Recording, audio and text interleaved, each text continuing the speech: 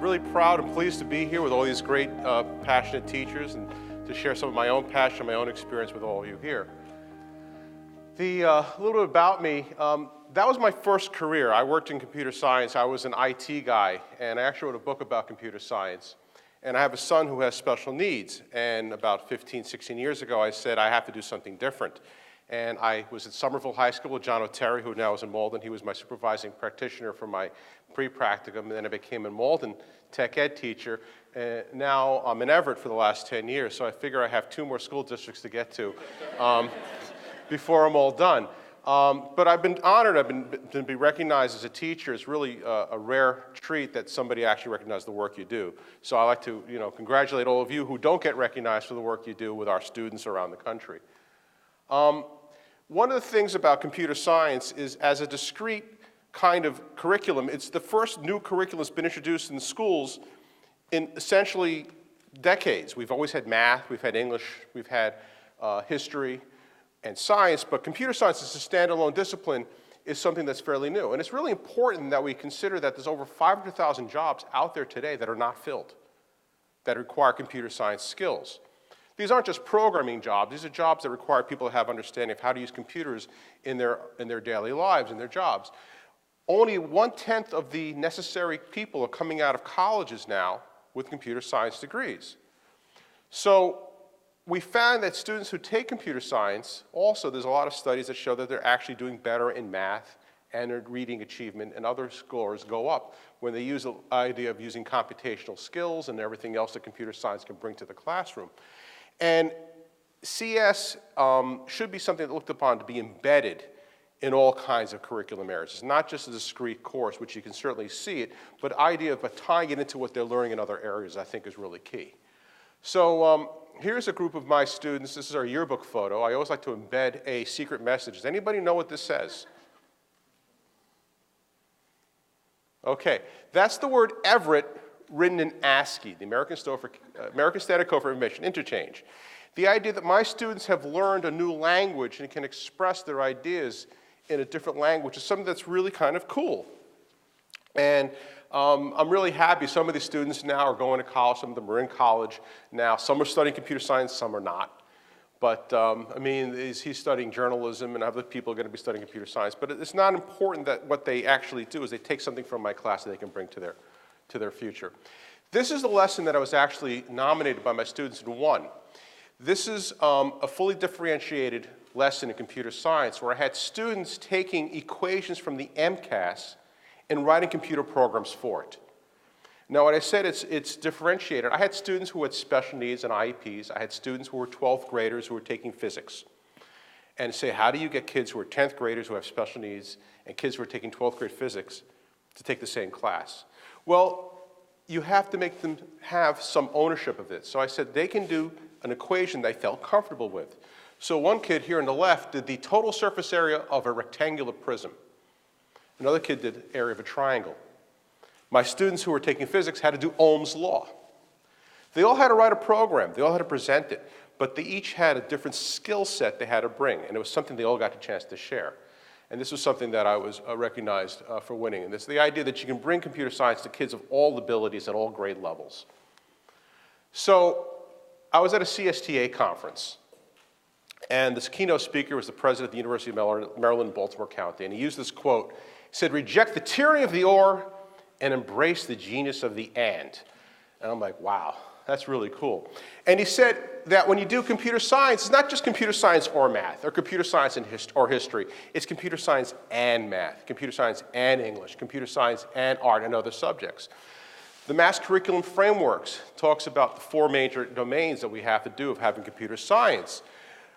Computational thinking, computer and society. How does computers affect how we go about our lives? We all talk about privacy, the idea of Facebook now, and how do we give up our information. Digital tools. We all do, kids all pretty much in my high school are using Google Docs, and they're doing stuff with PowerPoint. Computing systems, and the big thing is computational thinking. When I met with the director of, Ms. Gauthier was there, the director of Google in Cambridge, they asked him, what's the most important skill that a person who works at Google has to have? And without hesitation, he said, collaboration. The idea of that no one person writes a computer program like Microsoft Word. It's written by many people of many backgrounds across many parts of the country who have to work together. And that's a big, big thing that we try to do with computer science. So how do you get started? One of the first places that people get started with is Scratch. And you're going to get these links. These are actually programs that I wrote to demonstrate how to use Scratch. What's really great about computer science people is that we love to share. There's a thing called GitHub. It's actually like Facebook for programmers. We actually have statistics. They said 80% of the people who teach Computer Science A, which is an AP course in Java, use their own curricula. They don't buy anything. They don't rent anything. They use their own curricula. And most of those people share it. So everything I'm going to show you today, almost everything is totally free, no cost. And it's designed to be that way. So these are actually programs that I wrote that you can actually go to, and you can see I'm Mr. P from Winthrop, because I live in Winthrop. So that's only one more community I guess I have to get now. But this is a program that I wrote using Scratch. Now Scratch is kind of cool. You see these blocks on the right? It's a blocky language. It's like using Lego.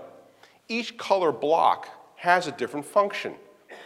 Each color block does something different. That's Scratch. He's a little mouse in the middle. I have these little A, B, C, and D. If you click on that, it'll say A is for apple, or B is for bubble, or C is for cake, or D is for dinosaur. So imagine if you have a beginning reader who can take a program like this and actually have sounds and actually have colors that they manipulate and make it their own. You can have the people in a different place. They can do different pictures. It's kind of very creative, and it's fairly easy because all these blocks, you can see that they put together like Legos. You really can't make a mistake by typing in the wrong command. So up here on the left, I wrote a program that does geometry. You click on the different object, it tells you how the area of that object is calculated, it asks you for the length or the width, and it tells you what the area of that object is. So you can see using it for a geometry class. Now this handsome devil here on the right, that's actually a picture of me in my kickboxing class here in Winthrop. Now what's cool about Scratch is you can take a picture of yourself and put it in the action. The ownership that kids will take by looking at a programming language that they actually make themselves part of is really cool. It's not an abstract thought. And what's really good about this is that unlike doing something in PowerPoint, which is a linear storytelling, you click, like I'm all doing now, slide 1, slide 2, slide 3, slide 4. A programming language like this is interactive. A student can click on something and lead themselves down a certain path of exploring. So if you're doing a PowerPoint, say, for example, about Shakespeare, you can click on a thing that says famous quotes. You can click on something that says his life and family. You can click on something that says the Globe Theater. And each of those can lead down to another path of exploration. You can embed music. You can embed sounds. You can even record yourself and doing a voiceover. There's even ways of taking Scratch and having it program robots. So there's even a Scratch Junior for really young kids. But what happens if you get older students? Now I had to teach PD at my school for my high school people. Well, I said, let me go with Python. It's a language that's easy to learn, it's easy to read, and it's easy to create very useful programs very quickly. In fact, right now, Python is a language. It's named after Monty Python, by the way. It's not after the snake, but seriously named after Monty Python by a British guy. And it's rapidly becoming the first language being taught for computer science people in colleges right now because of all these attributes. So why would I use this in the content areas? Well, it's a natural fit for things like math and science, where you're taking numbers and manipulating them, you're working with equations. In fact, one of the things that I've done is I've taken geometry class that I'm in, I've taken algebra classes, I've written programs.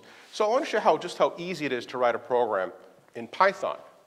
One of the things they always tell you to do is, how do you write hello world, the first program you write? Well, you print hello world. On the left, this is a Python program. Hello world, it prints out hello world. Print 3 plus 5, gee, it prints out the number 8. You can write a very simple program very quickly without having to learn a lot of weird syntax. It reads like English, and they actually do have versions in other languages if you have students that don't speak English as their primary language. Again, Python totally free, doesn't cost anything, free curriculum. So if you want to get complicated, this is a program I wrote for chemistry class that does the ideal gas laws. But you can go from something simple to something complex if you give them the, we don't have to learn how to read Shakespeare. We start up with, Dick and Jane books, if they still do that. So you can go from one. So I wanted to bring that passion that I have for computer science to teachers in my high school. So I wanted to say, let's have a PD that we can do. Let's bring my teachers into the classroom. And with Ms. Gauthier's assistance, I was able to develop a 5-week PD program, about 9 hours. And one of the things that all the teachers had to do was they had to learn how to write Hello World and do other stuff, but they had to share it with everybody else so they can see how they would use this in their own practice. So this is Ms. Stephanie Cretus. She's a geometry teacher. She wrote a program that worked with the famous formula n minus 2 times 180 for everybody who's not getting a headache from geometry class that allows you to calculate how many degrees are inside a polygon. Now, I had a teacher who does shop classes, and he wrote a program that does cost estimating, how many 2x4s for a particular size house. I had a history teacher who used it for looking at election data to determine means. So there's a lot of different applications for it. It's up to you to use the tool in the way that you feel is most successful. And there's a huge universe of tools out there that you can use. Scratch, which I told you about, code.org, which does training, Beauty and Joy of Computing, the Finch robot, which is a cool thing to use, VidCode, you want to learn how to do video editing using programming, it's out there. EarSketch, a free program, it teaches people how to do programming through the idea of doing a mixing board if you have music students. So there's a whole bunch of stuff out there. I'd be happy to share with anything out there. You can read my blog on the C is for All Teachers. So thank you, and I hope that you can enjoy all this stuff in your own classroom.